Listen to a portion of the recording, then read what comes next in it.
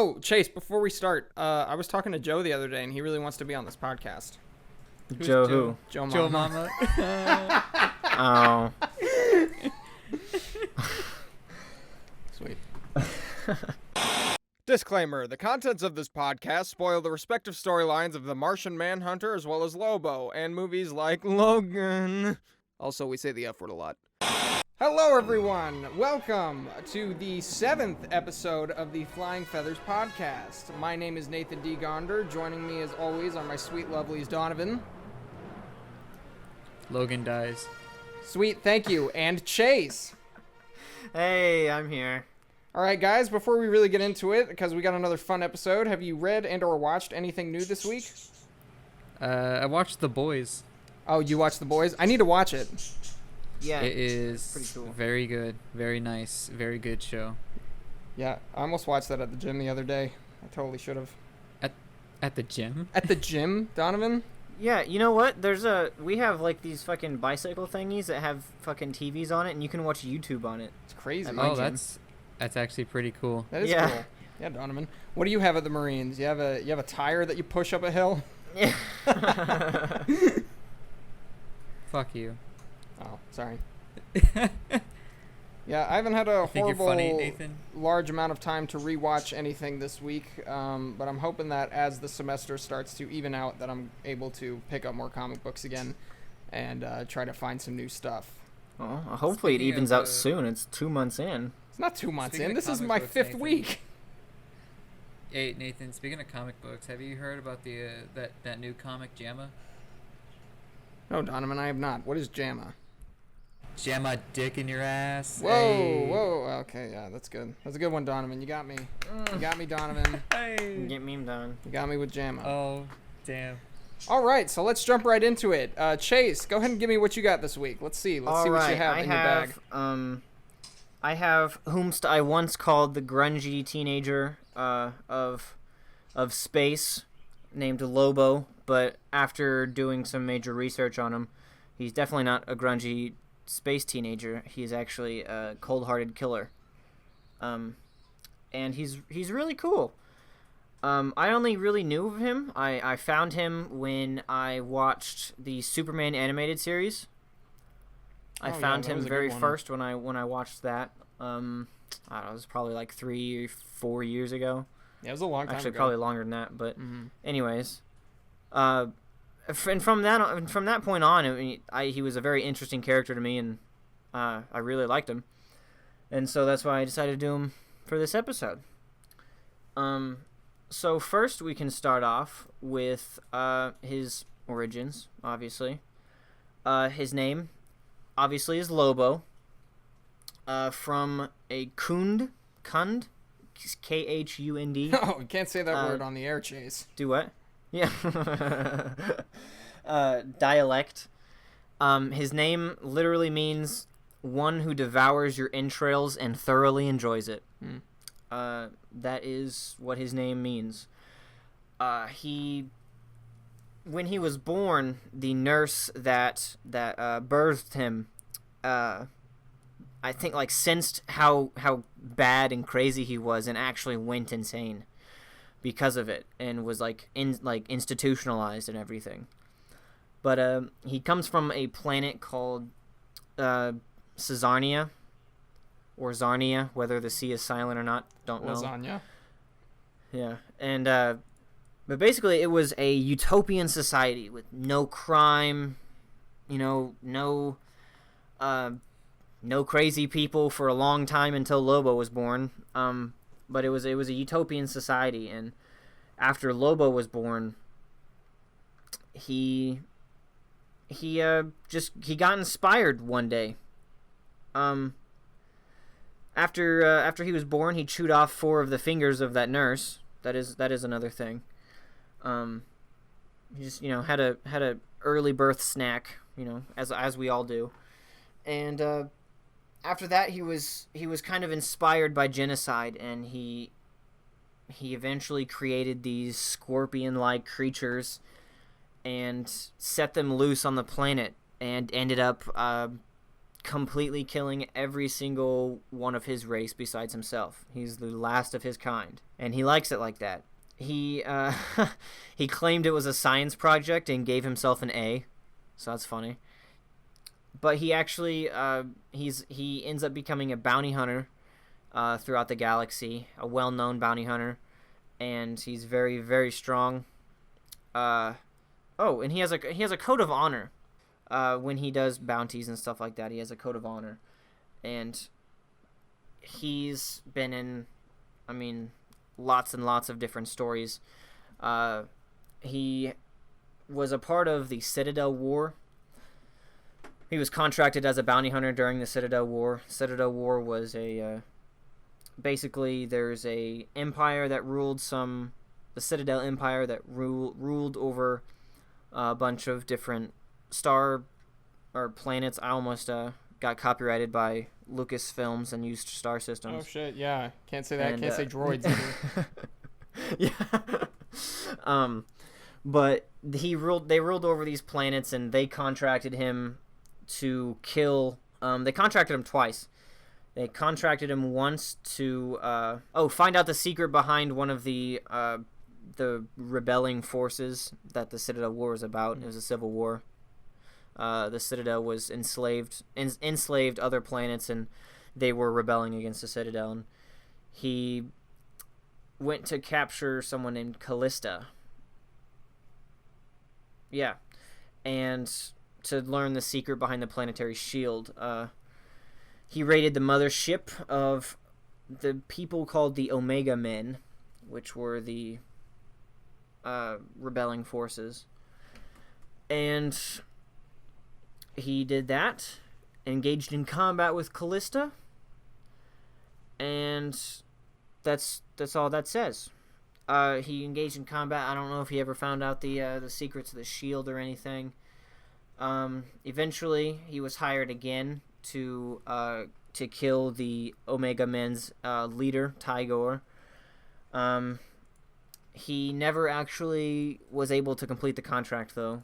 And then, once the Citadel War ended, he was rehired by Callista, Callista's husband, Primus.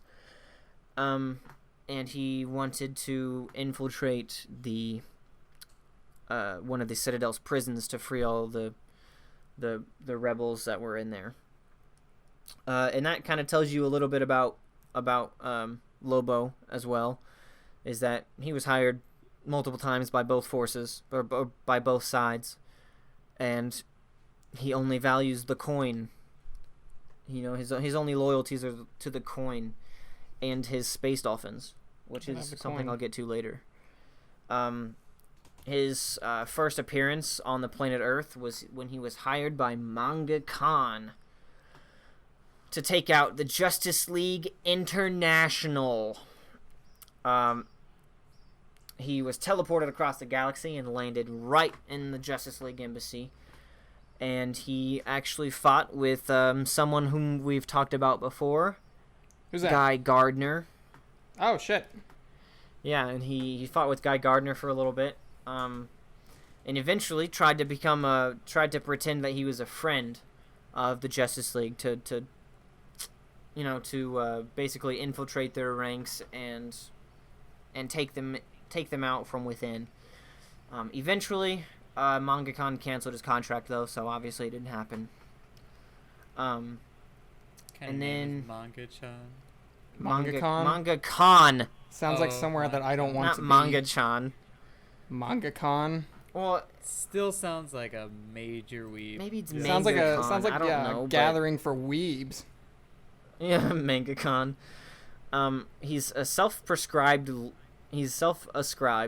Lord Manga-Con, an intergalactic broker with connections throughout several galaxies. That sounds cringy. He's more or less considered to use. He says he's more or less considered the used car salesman of the galaxy. That's kind of funny. Yeah. That means he ain't shit. But there's some other cool. Ow, son of a bitch. Haha, Jason Payne, funny. Oopsie. Funny. Poo poo. Uh-oh. Oh god, we're not gonna do this. Why did Why Butts? is that a thing? You sounded exactly like it when you started talking like that. All right, yeah. For those of you pure souls that don't know, there's this Donovan. What is the name of this video? It's called Uh-oh.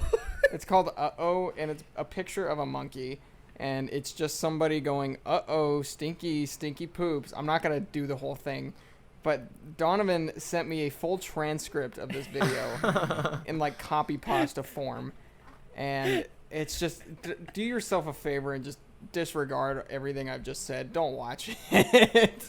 It's going to be stuck in your brain for the rest of your life. No, regard everything I'm about to say and watch it. Do yourself a favor.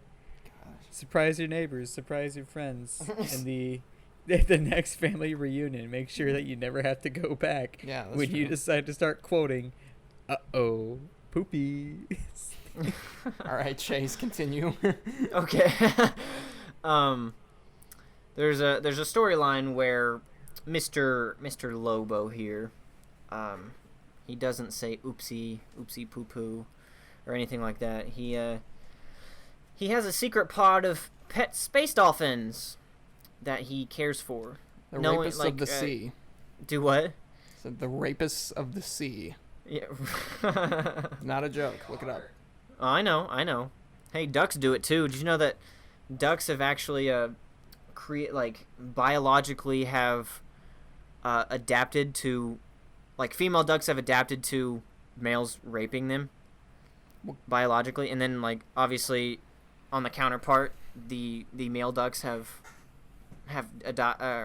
fucking adapted to, yeah, they have a corkscrew wiener, and then, like, sometimes the female duck vagina will have false endings, so whenever the duck pee will go in, and it'll go to a false ending instead of the one it needs to. You know, nature's a horrible thing, and we should leave it at that. Wow, I'm so glad that I'm so glad that turned 180 real quick. I don't know if I'm gonna cut that. Hi, welcome to the Flying Feathers podcast. Today we'll be talking the analogy of a duck penis. Yeah. Tune in next week Anatomy as we talk about analogy. As we talk tune in about next a week duck as we penis. talk about horse vaginas. No, Yeah, Donovan, horse we're vagina. not doing. No, We're not. gonna talk Okay. about whale penises. We're gonna talk about superheroes, and we're gonna continue talking about superheroes. Yeah. Okay, Chase, continue. What if my superhero is a horse vagina? Okay. Continue. Okay, so Lobo has space dolphins, and one of these dolphins was killed, and he got all upsetty spaghetti about it, and went and hunted down the people who killed the space dolphin, and there was a freedom fighter band, led by Vildrox II, called Legion. They were a band of freedom fighters. I think I already said that because I'm a fucking idiot.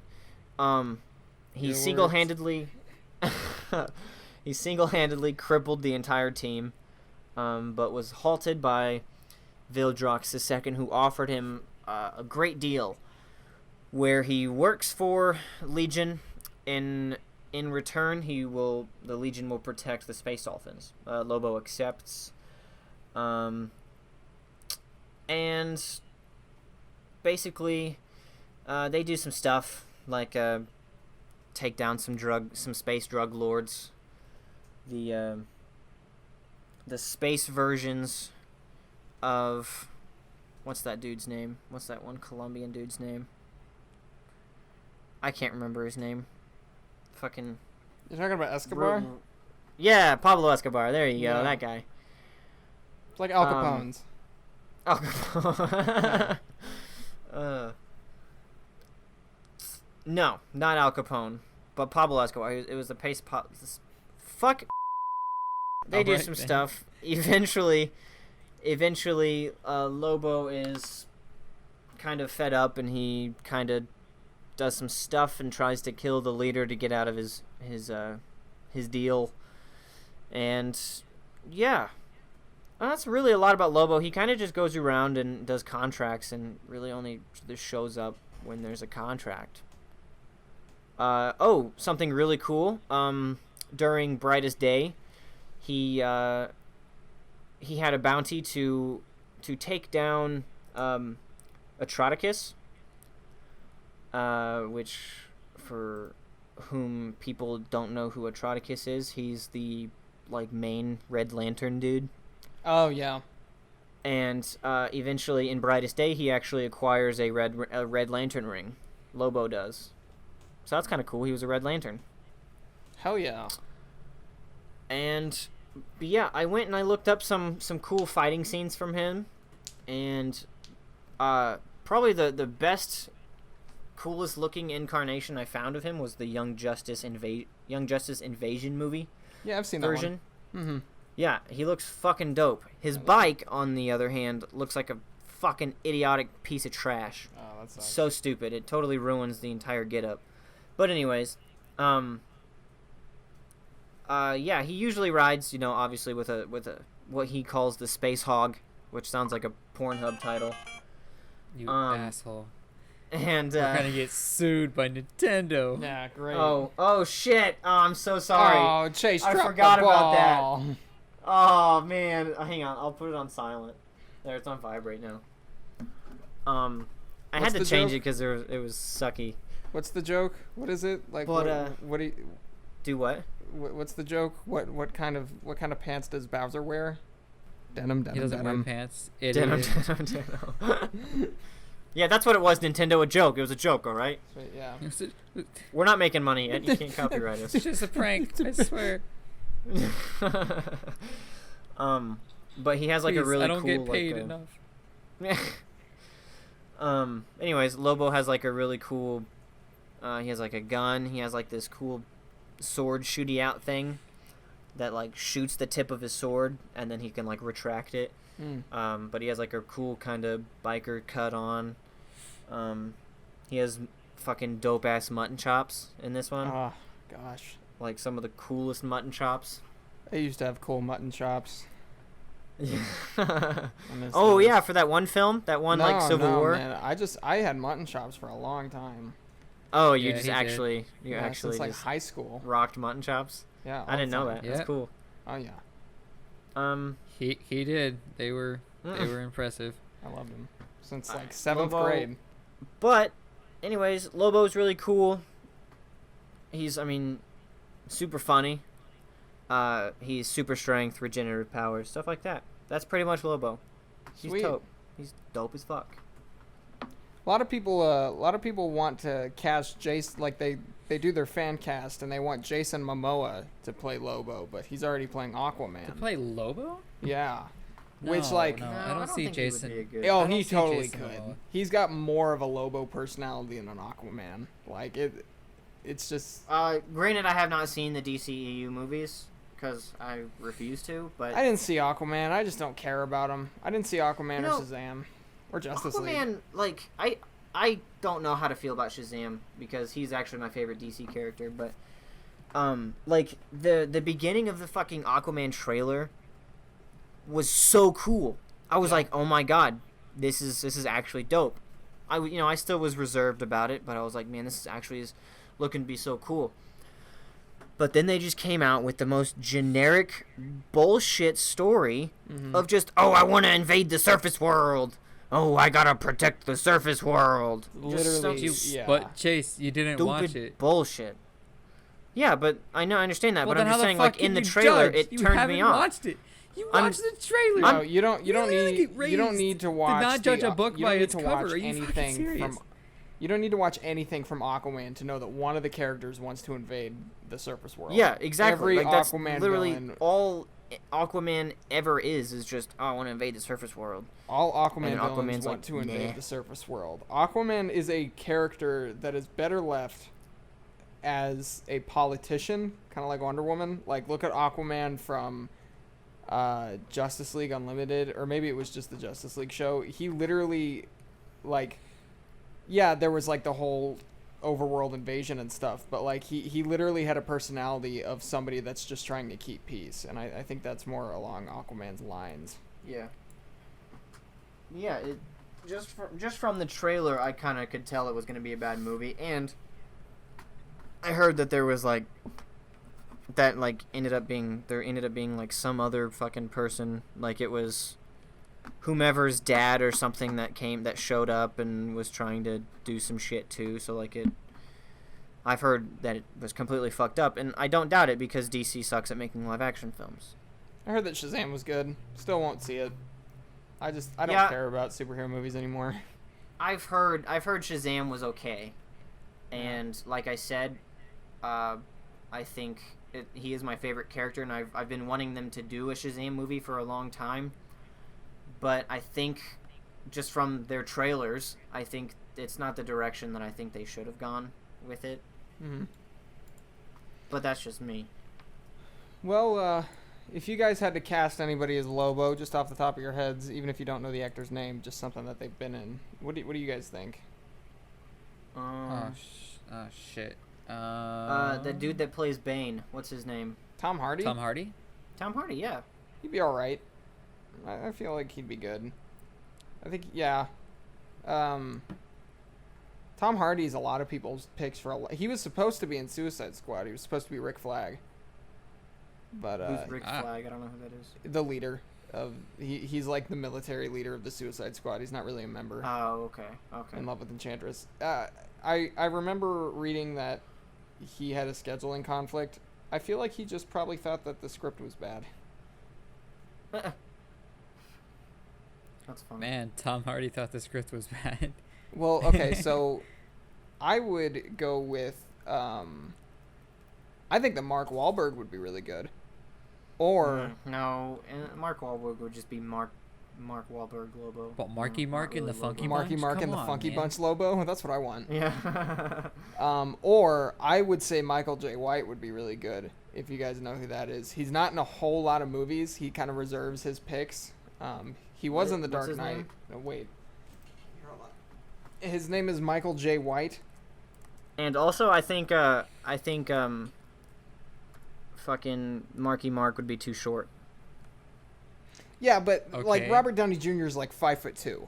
No, yeah, but say nobody wants to talk about it. Hugh Jackman is a decently tall man, and he plays Wolverine. Wolverine is in the comics, isn't he's like 5'2"?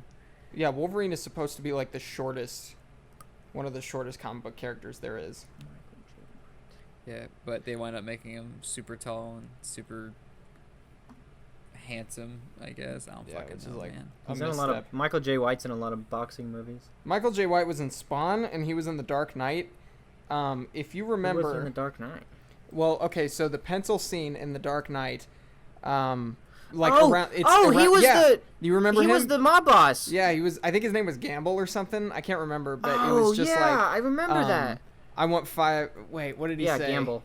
Yeah, enough from the clown. Like he was the dude that smashed his fist on the table and got really pissed. Called him a freak and everything. Oh, that's such a good scene. He's a really good actor. I think he would do Lobo really fucking well. And it's gone. But yeah, what a character that's rising in popularity. A lot of people like him. That's good that people like him. Yeah, I Yeah, mean, he's I good. don't really know a lot of them besides The Dark Knight, obviously, because like I said, he was like in a lot of boxing movies, and I don't really watch sports or boxing movies that much. He's pretty decent. Like I said, he reserves his picks for movies that he knows are going to be pretty good. Which, honestly, I can respect. Oh yeah, because that definitely shows you he's trying to be, a different character kind of thing. Like he's trying to make sure that he maybe just doesn't play the same role over and over again, I guess. Well, he's no Dwayne Johnson. That's for Yeah, sure. he's or Kevin Hart. Kevin Hart. Or the ones we named in the last episode. I would argue. I'm tiny. I'm short. I'm baby. Money. I would Look argue. how small I am. I'm friends with the big guy. Oh man, him and I talk shit friends. to each other. Big man, small man. I'm really fucking annoying. I have an annoying voice, and my comedy isn't good. Oh, man, I don't know. My comedy was good at the beginning. Sorry. I get why people think he's funny. I think he's fine. I think he's a decent actor more than a comedian. Things that are written for him, he portrays well, but things that he writes just aren't good to me. Well, I don't know. The thing that really got him going, obviously, was his stand-up comedy. Yeah. And I know a lot of people who think that's funny, and that's fine. Like, that's their sense of humor. But, like, I'm saying, like, at the very beginning, his stand-up comedy was I feel, something different, something new that I think was funny. Yeah. But then he started getting into acting and getting more popular, and he used, his first parts of his comedic career as his character in every single one of his movies, and doesn't really change it up at all. It's like Adam Sandler, who would also be a good Lobo, I feel. Adam Sandler. Shut your fucking dick hole. Famous Green Lantern pig, Adam Sandler. Yeah. Yeah, but really, it's Lobo, but Happy Gilmore. He's just like, look, Adam Sandler, hockey player.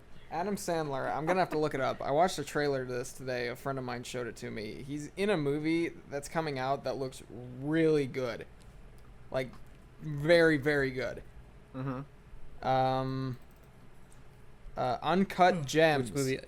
Oh, Look up the trailer for Uncut Gems. It's marketed for A24, which is like. Oh, he's got a beard. That's how you know it's a serious. No, film. he looks like he's doing really well, and I cannot stand Adam Sandler, not even a little. But he looks really good in this one. I'd recommend watching the trailer if I were you. Yeah, the last one I watched was that one on Netflix. The one where him and Jennifer Aniston are on vacation or whatever. Oh, Pixels? No. Oh, man. No, Pixels his new was one on so Netflix. good. The, wedding one. Wedding one. Huh? Let me look it up. Not talking about Hang the on. Meyerowitz stories, are you? Huh? No. What? Okay. Okay. Because I heard that was good. Netflix. All right, we gotta look this up. Adam Sandler's a hot topic on this podcast. Fucking. Let me look up the freaking movie. But in that movie. God damn it! What fucking movie is it? I don't know, man. It's not The Wedding Singer, is it? No, not The Wedding Singer. Okay. Just go with it. Blended, French dance. You know my big day. Oh, you talk about Grown Ups? Oh, man. No, Oh, not Grown Ups? Let me tell you, Grown good. Ups was Grown so Ups is good. funny. Rob Schneider's married to an old lady. Oh no, it's called Kevin The Week James of. is pudgy. It's called the what? The Week of. Week of. No, I haven't heard of that. And it's about him and that one black guy that's always in his movies. What about Terry Crews? Yeah. I love Terry Crews. Oh, he'd also be a good Lobo. He'd be a really good Lobo. Terry Crews? Yeah. But he basically they are the fathers of their families and basically the head of their families, and they're Adam Sandler's daughter is getting married to Terry Crews's son, and it's like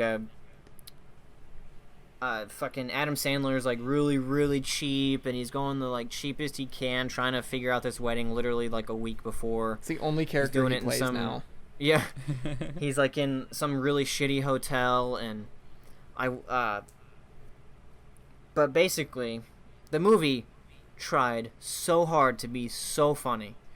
But, like, I think I may have laughed at, like, 2 jokes throughout the entire fucking movie, and it was such a long movie. Yeah, it's not a good thing whenever the most that you hear out of your film is...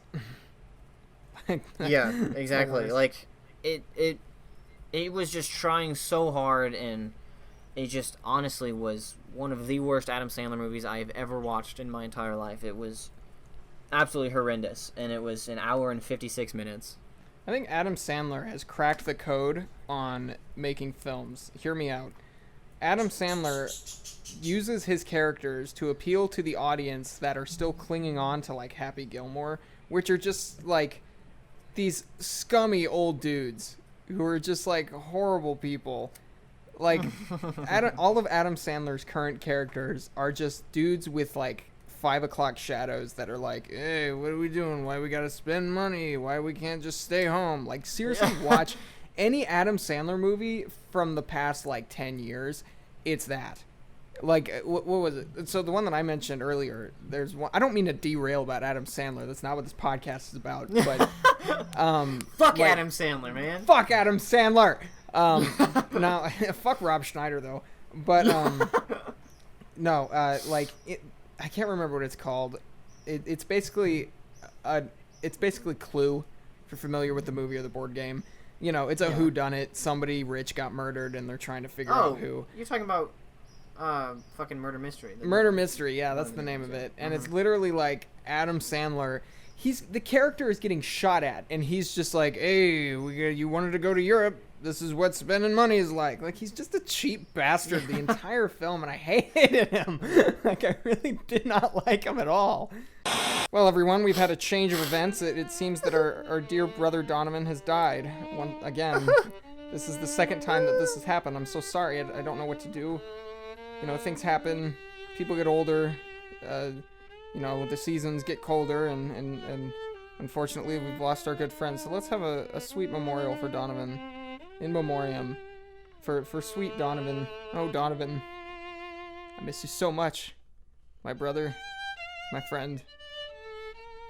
Okay, but let's continue. All right, Chase, thank you so much for doing Lobo. You're welcome. I applaud you. Thank you again. Riveting. Absolutely spectacular. Anytime. I'll talk about Lobo every episode from now on if that's what you wish. Yeah, that's fine. Just keep talking about him. I'll just use... You don't have to do anything. I'll just use your recording for every episode. Yeah, you don't have to show up. Yeah, you just make a joke and I'll still be talking about Lobo while you're talking about a totally different subject. Yeah, I'll just layer all of our recordings just on top of one another like 50 times. Yeah. All right, Chase. Well, I would start by asking both you and Donovan, but he's dead, so I'm just going to ask you. Chase, are you very familiar with the character of the Martian Manhunter? I wouldn't say very familiar, but I would say pretty familiar, yes. Mm-hmm. Yeah, you know what he looks like? Yeah, I know what he looks like. Yeah. I know his weakness. Oh, do you? Yeah. Yeah, you think you do. Do what? You think you do. But you don't. I'll get into it. What's his weakness, cool. Chase? What's his weakness? His weakness is, isn't it like mercury, I think? No. Or... I don't think so. No? Fuck, what was it? We'll get into it. Chase. Yeah, we'll get into it. Yeah, but we don't want to give it all away somewhere at up once. there in my boggin. We don't want to give you the whole meal at once. We want to spoon feed you. Spoon feed. Yeah. So we want to spoon feed you. All right. Let's continue. So, as I said, I didn't ask Chase about the Martian Manhunter just because I was having a stroke. That is the character that I am doing tonight. And the Martian Manhunter, let's go ahead and start off with his origin, was created in 1955. What a long time ago. 10 years after World War II. All those tragic young soldiers. He was created by writer Joseph Samachton. Look it up. I'm not saying it right. Just look it up. I have no idea. For Detective Comics, same stories that were telling Batman and Superman at the time, primarily Batman. His origin has relatively not changed. It's one of the superhero origins that stayed the same. So basically it was this. A scientist, an old scientist, was building a teleportation device using Martian-inspired or Martian-based technology. The scientist beamed a teleportation ray across time and space and brought in a character named Jean Jones, a manhunter from Mars, who existed centuries way before Earth's civilization. Jean's transportation took a toll on his health, and he passed out as soon as he came down. The scientist, whose name is Dr. Ertl, attempted to nurse him back to health. During this, while Jean was unconscious, Ertl and Jean unknowingly made a psychic bond with each other, and Ertl saw all of the events that led to Mars's demise, and he fabricated a new story based on science fiction novels. Jean's sanity came back, and he adopted this new backstory as his own. Jean transformed into a human form, the sight of which caused Ertl to have a heart attack. He died in Jean's arms. It was revealed not soon after that when Jean was taken from Mars, the entire planet had died due to a mental plague that was actually caused by Jean's brother, Ma'alpha Ek, who I will get into later. Jean then used his identity, creatively named John Jones. You see what they did? They literally took John Jones and were just like, hey, how can we make this Martian? And then they put some apostrophes and a Z. You know, that's what they did. Anyway, he used John Jones to fit into society, more specifically Middleton, Colorado, one of the few cities in the DC universe that is a real city. That's right. Gotham isn't real. Metropolis isn't real. You got Marvel Comics, which made the best decision of their lives, which was setting things in New York City. But for some reason, every character ever. For some reason, DC chose Middleton, Colorado. Good job. He became a skilled police officer, detective, using his psychic mental abilities to solve crimes while keeping his alter ego of the Martian Manhunter secret. It wasn't until an incident where police believed that John Jones had died when the Martian Manhunter decided to remove his alter ego and solely become himself. Though it isn't quite himself, John Jones takes on the appearance that is a cross between a true Martian form, which he keeps as secret as possible, and a human being. This offers the idea that Jean is a Martian, but he still represents some humanity. Also, in certain incarnations, he didn't become a detective right away. Sometimes he did it after joining the Justice League. Sometimes he did it before. It depends on what you read or watch. But in many incarnations, the Martian Manhunter is a primary member of the Justice League and the Justice League International. In DC continuity, he is actually the most recognized superhero in the Southern Hemisphere, as he strives to help the entire Earth, not just one city. Martian Manhunter was displayed on the animated Justice League and Justice League Unlimited shows, which ran in the early to mid-2000s. This is how I learned about the character. His character was essential to forming the Justice League, as shown in the first episode when he is used to stop an ancient race of characters inspired by white Martians, who I'll also get into in a second, that wanted to infect the Earth and make it their new habitat, kind of like a terraforming thing. Jean became the leader of the Watchtower until then, and even in Rebirth today, he is a control source for just about every Justice League member because he can make telepathic communication. From across the galaxy, even. So, he's got some weird powers, doesn't he, Chase? Yes, he does. Very much so. I'm about to list all of them. Some of these I didn't even know he had. It's really? It's crazy, yeah.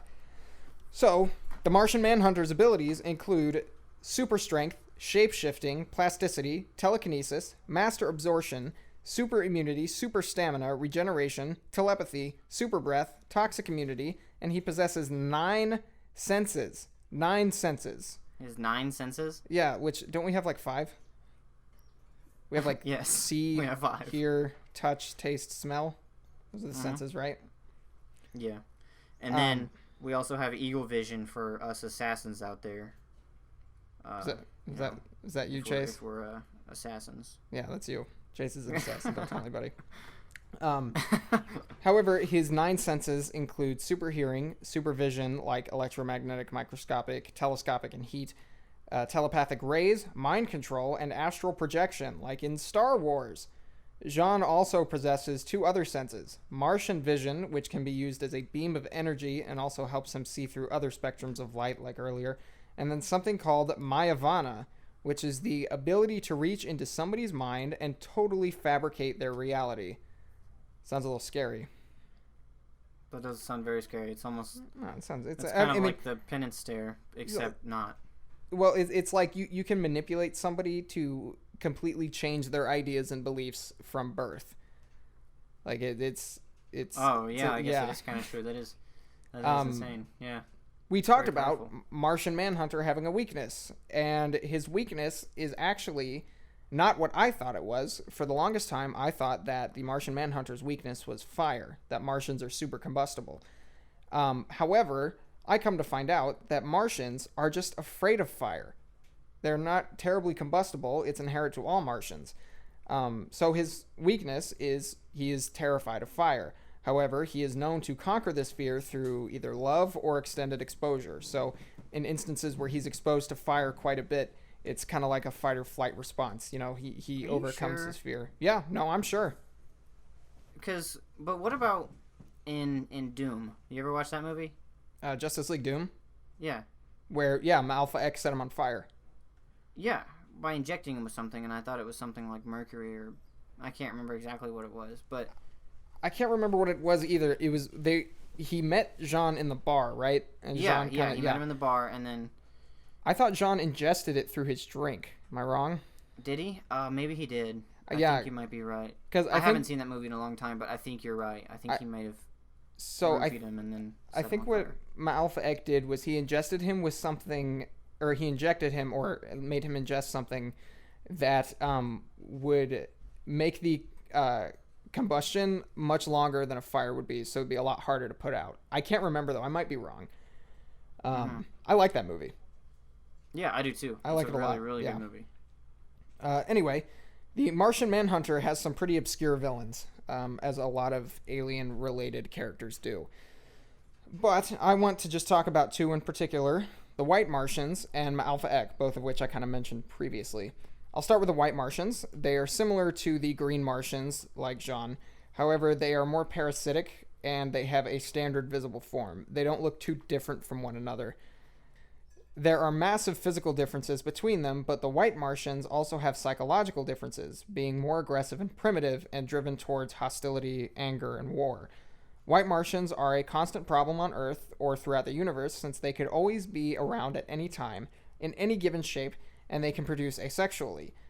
So they are shapeshifters, like the Green Martians. Okay, that's kind of cool. I didn't know they were asexual. In fact, I'm pretty sure the Guardians had to split the White Martians from the Green Martians because the White Martians were only producing asexually, which was limiting their ability to think critically. So their brains became more primitive and more hostile. So they became territorial. So the Guardians were just like, hey, we're going to have to split you. And they split them into green and white. And I think there's even yellow Martians. I'm pretty sure I read that somewhere. But I don't know a lot about those. I'll probably look into that after this. They are also responsible for a lot of evolution on planet Earth. Because at some point, while Earth was in its early stages of developing, they experimented with all of the growing species on planet Earth. So they are directly responsible for humans in some continuity, because they came down here and they toyed with things because they can't do experiments on living things on Mars. So that was the idea. Onwards, though, Malfa Ek is a very important villain to Jean. I'm going to go ahead and spell that. MA'ALEFA''AK. Look him up. He is an incredibly important Sounds like villain. a damn terrorist. He's done. Oh my god. Well, it sounds French to me. But anyway, Malfa Ek is the deformed brother of Jean Jones, who had many birth defects causing him to be weaker and have extreme psychological problems. Can I ask a question? Yeah, go ahead. A deformed brother of Martian Manhunter, or Jean Jones, like the guy he was named after? Oh yeah, no, he Jean Jones I'll refer to as the Martian Manhunter. So yeah, he is Jean Jones's brother, the Martian Manhunter. Okay. Yeah, they were brothers on Mars. But yeah, deformed brother of Jean Jones had incredibly psychological issues because he was deformed. I think that it's hinted at that Jean's parents favored Jean over Malfa Ek, just because Malfa Ek couldn't do a lot of stuff. I'm pretty sure he can't do Martian vision. I think he's limited to that. Like, his body is too weak to produce that. But anyway, Malfa Ek is 100% responsible for the death and extinction of Mars, as he created a mental plague that attacked Green Martians at any time that they attempted to use their psychic abilities. The plague would make the Martians hallucinate that they were on fire, and because of how strong Martian senses are, the Martians would actually combust at their own mental will. So they would be so afraid that they were on fire that they would set themselves on fire, and then they would die. Before this, Malfa Ek and Jean underwent a mental bond so that a piece of each one's lives were in the other. Because of this, Jean is always aware that Malfa Ek is somewhere in the universe, and vice versa. Ek is able to create horrible images in Jean's mind and even warp his own reality, but is unable to affect Jean with the mental plague, as Jean's mind is much stronger than Malfa Ek's. So this character is my absolute favorite amongst DC superheroes. He's kind of a stoic, cold character, like he's the typical alien that talks in monotone. But he's also really personal, and even though he's from a completely different world, he inhabits a lot of the personality traits that made Superman so great that Superman has lost in recent years. He is yet to have a live-action debut that isn't complete crap. In, I think it was 1999, there was an unaired pilot of a very bad Justice League TV show. Like, it's on YouTube. You should look it up. And the Martian Manhunter in that is played by one of my favorite actors, but definitely not somebody who should play a superhero. But I ask you, Chase, in the age of superhero flavor of the month films, and in the off chance that DC and Warner Brothers get their shit together, who would you cast as Martian Manhunter or his evil brother, Malfa Ek? Martian Manhunter. Oh, that's a hard question, because... And I will say that this is a character that has been translated vocally in different races. So originally in the comics, John Jones was white, and Martian Manhunter was able to transform into a white character. But in a lot of recent comics and the animated stuff, I know in Doom, John Jones was a black character, and it works completely well. Like it's there's nothing limiting that. Like there's no reason why a black actor shouldn't play John Jones. So like you've got this whole spectrum of actors now to choose from. Yeah, that's... It's a tough one. You got to get an actor that has like a very definitive voice. Yeah. I mean, I don't know. I find myself really hard trying to find this stuff out, because thinking of actors on the spot, I can't think of all of them. Oh, you're good. But maybe Keanu Reeves. Like, I think he would... You think so? Yeah. I think I'm his sure body he'd be great. type, and I think his voice even is a little bit defined enough to be able to kind of... Like, just looking at his face, I can see it. Yeah.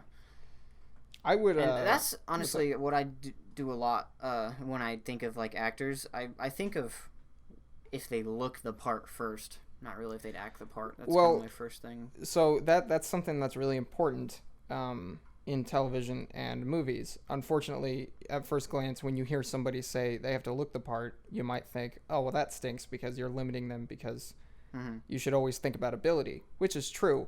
But also, it's different on stage than it is on film. On film, you really do have to look the part and act the part. Like, it's just kind of how it is, Yeah. I think he looked it. I think he'd look it. Yeah, he definitely looks it. And I haven't watched The Matrix in a long time, but I mean, in the first two John Wick films, he was pretty decent. I mean, his character really wasn't flushed out completely, obviously, in those movies, because they were just shoot 'em up, bang bang kind of films. But he definitely looks the part, and I think that's probably who I'd go with first. Yeah, my first choice. Yeah, I'd choose the actor Dan Stevens. If anybody's familiar with him, anybody who knows me knows that I'm not a big fan of the Disney remakes. However, he played Beast in Beauty and the Beast, and just from hearing his voice, because I'll be honest, I haven't seen that film. I've seen a table read of that film, and I think Dan Stevens has an incredible voice. I think I really do think that he'd be good. As for Malfa Ek, I'd say Domhnall Gleeson. I think I never know how to pronounce that dude's name. You know a lot more obscure actors than I do. Well, okay, so yeah, Domhnall Gleeson. It's Domhnall. Maybe pick a different name, but yeah, Domhnall Gleeson. If anybody doesn't know who this is, he's currently in the new Star Wars movies. He plays General Hux or Commander Hux, whatever. He was also in Harry Potter. He played Bill Weasley, the oldest Weasley son, and yeah, and he's the son of actor Brendan Gleeson, who played Mad-Eyed Moody in Harry Potter. I think he's quite a menacing actor. I think he does bad guy really well. I really liked him in The Force Awakens. In The Last Jedi, they kind of made him seem a little stupid, which made me upset. But he was also in Ex Machina. For those who need to watch a really good movie, watch Ex Machina. But yeah, I think Domhnall Gleeson would be good with that. I always wanted to write a Martian Manhunter film, because I think his story is really solid. I think he's got a really solid science fiction, but not too out there story. But yeah, okay. So we got our boys. Let's ring the bell. Ding ding. All right, ding ding. Ding ding. Ding ding. Yeah. Dingle dang. That's for a specific person that probably isn't listening to this. Okay, it's fine. Ring the bell.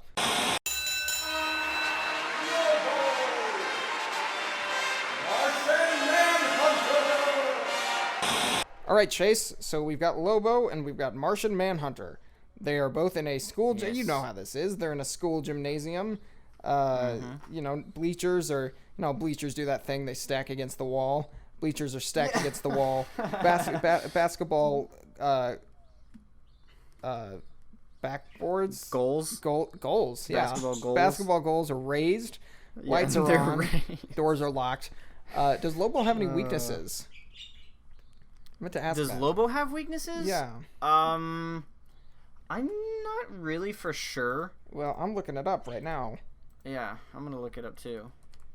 Lobo. Weaknesses. Oh, look at that. Yeah. Okay. So Lobo can be injured, but he is functionally immortal. So yeah, it says Lobo can regenerate purely out of a pool of his own blood. So yeah, the reason that he is defaulted as immortal is because whenever he has gone to heaven or hell, he has fucked things up. So he was kicked out of both, which means that he can't. So I would say that if he does die, he's stuck in limbo and he just comes back. So that's interesting. Yeah, that's kind of cool. I didn't. I also found that his uncontrollable personality could be a technical weakness. Mm-hmm. He's very arrogant. Yeah. I mean, rightly so, because he has murdered his entire species. Yeah, it happens. But yeah, I could understand that an uncontrollable personality doesn't get along in a group. So I think I've got my argument pretty solid. But before we go, let's just say that this gymnasium is So this gymnasium is surrounded by fire. Again, it's the fear of fire that is the weakness. But this gymnasium is surrounded by fire. It's on fire for whatever reason. And Lobo, I'm imagining, is just a character that wouldn't really care about getting out of it. I don't think that's his primary goal here. Yeah, let's say that somebody has hired him to kill Martian Manhunter, so he doesn't want to leave. So he's hired, yeah. All right. What do you think? I don't know. I mean, parts of me kind of want to argue my side, but I mean, honestly, I think Martian Manhunter would definitely win. Because of all the psychic abilities. Well, I think that Martian Manhunter takes it, not only because of his psychic ability or his physical abilities, like super strength, breath, Martian vision, among all of them. Mm-hmm. I think that the first thing that Martian Manhunter would do, because he's a relatively passive person, like he's done some fucked up things to kill people. Like my favorite thing he did in the Justice League TV show was that he phased his arm through somebody, so he made his arm invisible, and then he made it completely material again so that his arm was just sticking through somebody's body and then they just slid off of it. Like, that is crazy. Yeah. But anyway, I think that Martian Manhunter would honestly use his psychic abilities to make Lobo not want to fight him. Or if anything, he can numb Lobo's mind. Like, he can make him completely brain dead. Yeah, he could just turn his brain into mashed potatoes and completely reorganizes his personality. Yeah, completely turn him into a different person. If Mayavana or whatever it was called that I said earlier, that Martian ability, I honestly, yeah, I can see him doing that. Yeah, I mean, I think if he was pushed to it, which obviously if Lobo was in the same room as him, he would definitely be pushed to it. I don't think he would go right away to that, because if, like you're saying, he's mild-mannered and stuff like that. Because he wouldn't go straight to that. But I think after being annoyed for about 30 minutes, he would probably be like, "Okay, it's time. It's enough," and then kind of do it. So I will say, I think I have lost my winning streak. You lost your belt, Chase. Yeah, I lost my belt. Oh man, such a sad day. Because I think I honestly I think all of my characters would have won the past like 3 or 4 episodes, but I think I surrender my belt on this one. Surrender. With pride. Okay, that's all right with pride. Yeah, Martian Manhunter really is a great character. He doesn't really get his own line anymore. He's more just in all of the Justice League comics. But yeah, I just think I just think he's like one of the top best superheroes of all time. I love him. But I have a question for you. What's up?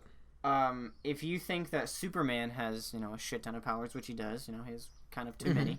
Yeah.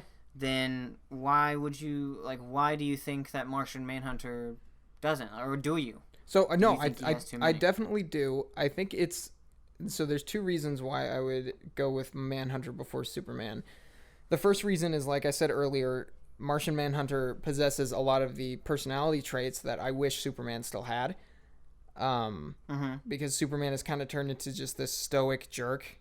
Because Superman kind of is becoming a jerk now, and especially with the movies and with Injustice, which I think is a cool concept, but now the whole thing is like Superman being evil or Superman not using his powers for good. And Martian Manhunter just wants to use his powers for good. The only time where he hasn't was in Blackest Night, where he was resurrected as a Black Lantern, which would be scary to me. Fuck yeah, it would. Yeah. I think that Martian Manhunter can hold his own with Superman, because I think there are many incarnations where Martian Manhunter has gotten into Superman's mind to disable him. Yeah, I would say that he's overpowered, but it's also, when you look at it, why is Superman overpowered? Well, he's an alien. Why is Martian Manhunter overpowered? Well, he's an alien. Now look at both of them standing next to each other. One of them is obviously an alien. So it's like he also kind of, it's also a little more, I mean, not justified, but it's a little more okay, because Martian Manhunter is still this alien person, and he's still incredibly relatable and incredibly personal and emotional, which also makes it better, because we can get past his physical appearance to understand that he's just as human as the rest of us. Yeah, to answer my own question, I kind of feel the same way. I think it's a little bit different than Superman having a shit ton of powers. Yeah. Because of his mannerisms and the way, his personality in general is, I think it's just a tad bit different, because Superman, even portrayed at his best, is usually just the usually it's just kind of like the I don't know what to compare it to. But you know how he was in Superman the Animated Series. Yeah, he's a Boy Scout, Yeah, exactly. He's a Boy Scout. He's like Captain America. Yeah. Basically. Which, but again, I think... Yeah. Yeah, so go ahead. I love Superman. He's one of my favorite characters. He's always been. The best Superman story to read that makes Superman personal is All-Star. Which, Chase, if you haven't read it... Did you have that one in college? What's that?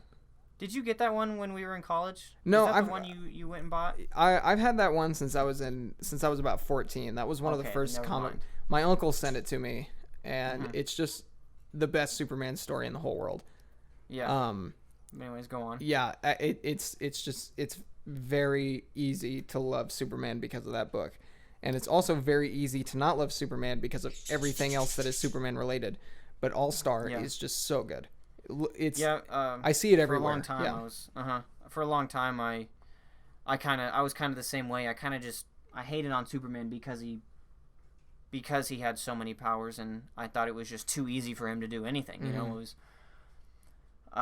Yeah.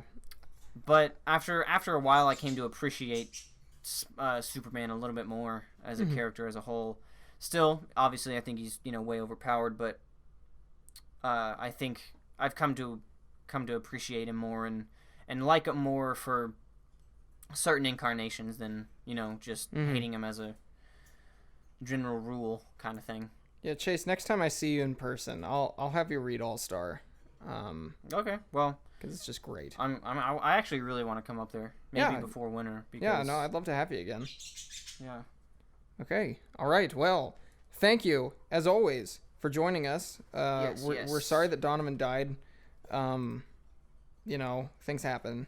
But yeah, join us next week, please. New upload dates. As I stated in our last video, podcast are now Mondays, because I'm editing this while I'm going to college and working, so it becomes tedious, and it's a lot easier to edit over the weekends. But stick with us. We're still doing weekly episodes. We're still here to clown around, and we're having a lot of fun. So as always, fun. My name is Nathan D. Gonder. Joining me is my beautiful friend. Hey, I'm leaving. Oh yeah, Chase is leaving. That's the he's gone. He's out. Can't stop him. And, Audi 5000. Again, we miss you, Donovan. You're in our hearts. We're glad that you're just we're glad we're glad that you're not feeling any more pain. Thank you guys for listening. Drink a Sprite Cranberry, drink a Crystal Pepsi. We'll see you next time. Hey, did you like this podcast? I mean, why would you? It's pretty bad. But on the off chance that you did, we have an official Instagram and Twitter page. Both are linked below. Stay tuned for another episode every Monday, because unless something happens. Okay, I'll let you go.